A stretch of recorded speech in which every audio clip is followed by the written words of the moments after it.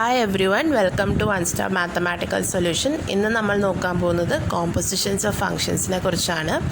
ഞാനിവിടെ രണ്ട് ഫങ്ഷൻസ് എടുക്കുകയാണ്, F from A to B, G from B to C.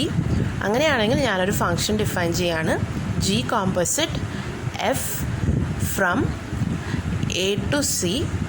ഞാനീ ഫങ്ഷനെ ഡിഫൈൻ ചെയ്യുന്നത് G composite of F of X എന്ന് പറയുന്നത് equal to G of F of X ആണ്.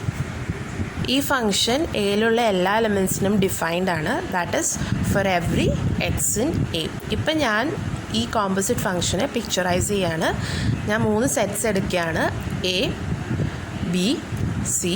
എഫ് എന്ന് പറയുന്ന ഫങ്ഷൻ ഫ്രം എ ടു ബിയും ജി എന്ന് പറയുന്നത് ബി ടു സി ആണ്. സോ എയിലുള്ള എല്ലാ എലമെൻസിനെയും എക്സ് എഫ് ഓഫ് എക്സിലോട്ടാണ് മാപ്പ് ചെയ്യണത്, ആൻഡ് ബിയിലുള്ള എലമെൻസിനെ ജി ഓഫ് എക്സിലോട്ടാണ് മാപ്പ് ചെയ്യണത്. സോ നമ്മുടെ composite function G composite F എന്ന് പറയുന്നത് function between A and C ആണ്. സോ ഇത് നമ്മുടെ G composite F of X ആണ്. ഇപ്പം നമുക്ക് കോമ്പോസിഷൻ ഓഫ് ഫങ്ഷൻസ് ബേസ്ഡ് ചെയ്ത് റിസൾട്ട്സ് നോക്കാം.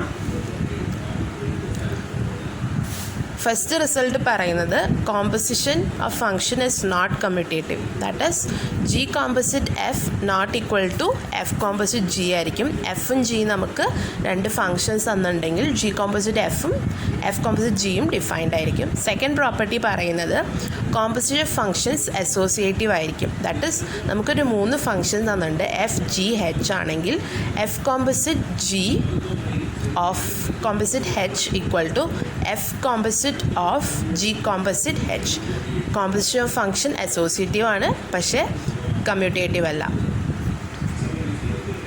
Third property, F from A to B എന്ന് പറയുന്നത് ബൈജക്റ്റീവ് ഫങ്ഷനും